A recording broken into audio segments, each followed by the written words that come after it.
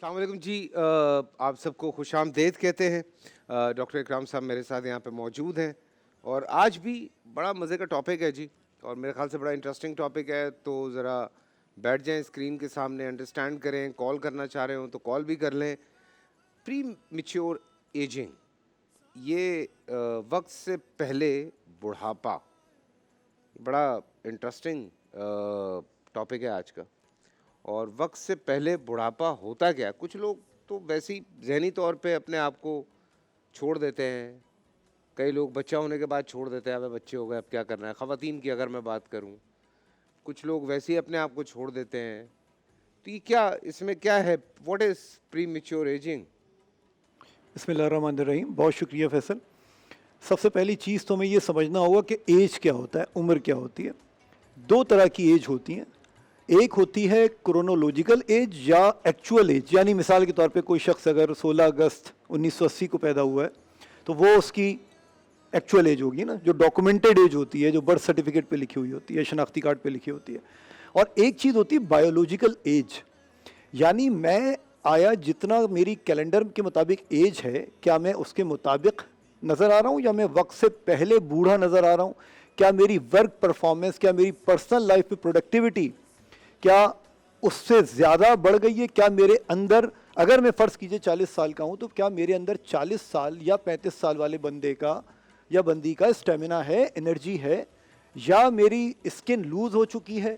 क्या मैं इतना बड़ा मोटा हो चुका हूँ, मेरा वज़न इतना ज़्यादा बढ़ चुका है कि मैं वो जो कहते हैं डबल चिन और पफीनेस और वो सारी चीज़ें, और झुर्रियाँ, आँखों के गिर्द सर्कल्स, एनर्जी लेवल लो होना, थकन, उकताहट, कुनूतियत, प्रोक्रेस्टिनेशन, ये सारी चीज़ें अगर वक्त से पहले हो रही हैं, अगर मेरी हड्डियाँ 40 साल की नहीं है जबकि मैं एक्चुअली 40 साल का हूँ, और मेरी हड्डियों की जो हालत है, उसमें जो कैल्शियम कंटेंट है, जो उनका भुरभुरापन है, वो 60 या 65 साल के मुताबिक हो गया है, तो उसको कहते हैं वक्त से पहले बुढ़ापा, या इंग्लिश में जिसे कहते हैं प्री मैच्योर एजिंग। उसमें हार्ट भी आ जाता है, उसमें सारी आपके चीज़ें, सब गुर्दे, सारी चीज़ें, हर चीज़ शामिल हर है। चीज़ के अफ़ाल और फंक्शंस उसमें आ जाते हैं। और यकीनन जैसे आपने हार्ट की बात की, हम देख रहे हैं कि आजकल कार्डियोवैस्कुलर हेल्थ की बहुत ज़्यादा प्रॉब्लम्स हैं। कार्डियक अरेस्ट बहुत ज़्यादा जल्दी कॉमन हो गया। पहले कोई तसव्वुर नहीं कर सकता था कि 60 साल 65 साल से पहले किसी को हार्ट अटैक होगा, लेकिन अब बहुत कॉमन चीज़ हो चुकी है। यही वजह है कि हम वक्त से पहले बूढ़े हो चुके हैं, हमारे दिल बूढ़े हो चुके हैं वक्त से कौन सी पहले। चीज़ें हैं डॉक्टर साहब जो इंसान को वक्त से पहले बूढ़ा कर देती हैं? राइट, तो इसका एक मैंने आसान फार्मूला अपने नाजरीन और सामीन के लिए वज़ा किया है। वो ये है 6S। जो इंग्लिश अल्फ़ाबेट्स होते हैं ना, उसमें S जो लेटर होता है। सबसे पहले हम बात कर लेते हैं जो मेन चीज़ है, वो है स्लीप डेप्रीवेशन। यानी अगर अगेन हम बार बार ये बात करते हैं कि नींद अगर हम अब 7 घंटे से कम ले रहे हैं या 9 घंटे से ज़्यादा ले रहे हैं, तो ये चीज़ हमें वक्त से पहले और बूढ़ा अगर कर कोई सकती सुबह है। 7 बजे सो रहा है और दोपहर में 2 बजे उठ रहा है तो सही है? नहीं, बेसिकली इवन कुरान मजीद में भी है कि अल्लाह ताला ने रात जो है वो आराम और सुकून के लिए बनाई है।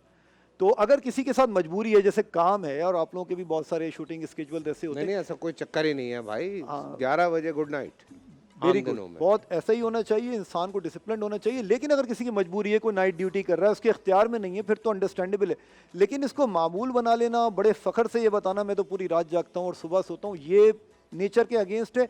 और जो चीज़ भी नेचर के अगेंस्ट है वो आपको वक्त से पहले बूढ़ा करेगी और बीमार करेगी। बिल्कुल। दूसरी जो एस है, वो अक्सर लोग जो है वो उसको ज़रा हल्का लेते हैं और बड़े शौकीन भी होते हैं, वो है शुगर। वाइट रिफाइंड शुगर, यानी इंसान का बनाया हुआ मीठा, गुलाब जामुन, चमचम, सवैयाँ, शीर खुरमा, अगर उसमें खीर, शुगर डल रही है तो? वाइट रिफाइंड शुगर जिसमें भी चीनी डाली जा रही है। और मज़े की बात ये फैसल, लोगों को ये बात कम मालूम है कि ब्राउन शुगर भी ऑलमोस्ट वही चीज़ है। हम यहाँ शहद की बात नहीं कर रहे, हम यहाँ गुड़ की बात नहीं कर रहे, हम यहाँ वाइट रिफाइंड शुगर की बात कर रहे हैं। और ये बात तो आप भी बहुत बखूबी जानते हैं कि ये इंसान की एज के लिए कितनी, यानी सुमे कातिल है, जहर कातिल है ये वाइट शुगर जो। और आप ख़ुद भी मुझे बता चुके हैं कि आप काफ़ी, यानी इस पर टाइट हाथ रखते हैं इस चीज़ पे जी। शुगर से बचना है। यहाँ मैं कुदरती मिठास की बात नहीं कर रहा, यहाँ मैं फलों की बात नहीं कर रहा। तीसरी चीज़ जो है वो स्मोकिंग। स्मोकिंग का जो धुआं है, चाहे वो एक्टिव स्मोकिंग हो, यानी अगर इंसान खुद पी रहा है, या अगर वो ऐसी कंपनी में बैठा हुआ है जहाँ सारे लोग सिगरेट पी रहे हैं, तो वो जो धुआं, जी पैसिव स्मोकिंग, यानी वो धुआं एक तो वो जो उसके लंग्स में जा रहा है, फेफड़ों में जा रहा है, और जो धुआं उसकी स्किन पे लग रहा है बाहर से, वो भी वक्त से पहले उसके रिंकल्स, लूजनिंग ऑफ स्किन जो है वो कॉज करेगा। जी बिल्कुल। चौथी चीज़ स्ट्रेस, चाहे वो अननेसेसरली फिजिकल स्ट्रेस हो या वो मेंटल स्ट्रेस हो, एंजाइटी, डिप्रेशन, बेचैनी, तशवीश, मायूसी, उदासी, तन्हाई, ये सारी चीज़ें जो हैं वो इंसान को वक्त से पहले बूढ़ा करते हैं।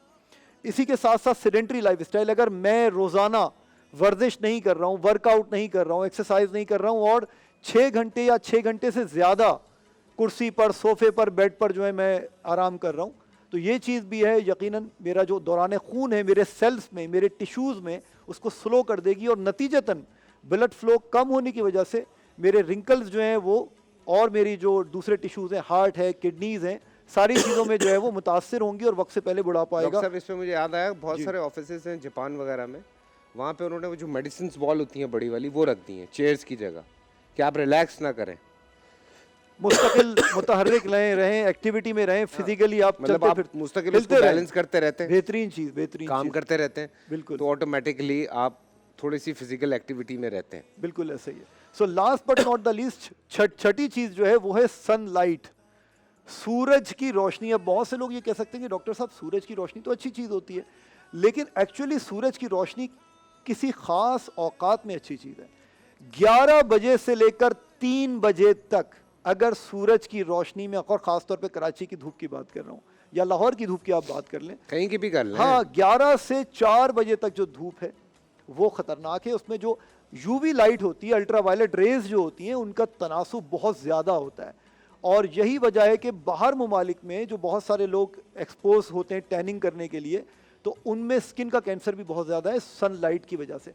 तो बहुत ज़्यादा एक्सपोजर सनलाइट में वो इंसान को वक्त से इसलिए बार बार कहा जाता है छतरी यूज़ कर लें, कोई अपने आप का हुड यूज़ कर सनब्लॉक, लें, सनब्लॉक सनब्लॉक है, यूज़ कर लें। बिल्कुल, बिल्कुल ऐसे मैं ही। बहुत सारे लोगों को ये कहता हूँ, जब हम भी बाइक चलाते थे, कि आप हेलमेट पहन लें, कम से कम वो डायरेक्ट आपकी स्किन पे वो उस तरह से असर नहीं करेगी। बिल्कुल ऐसे ही। फुल स्लीव्स पहन सकते हैं, सन ब्लॉक लगाएं, किसी भी अच्छे ब्रांड की लें, लेकिन उसका SPF 50 से ज़्यादा होना चाहिए। हाँ। और ये ख्याल रहे कि कोई भी सन ब्लॉक आपने लगाई है वो 1.5 से 2 घंटे बाद काम नहीं करती। हाँ, उसको वॉश कर लें। वॉश करें फिर दोबारा लगाना पड़ेगा। ठीक है जी।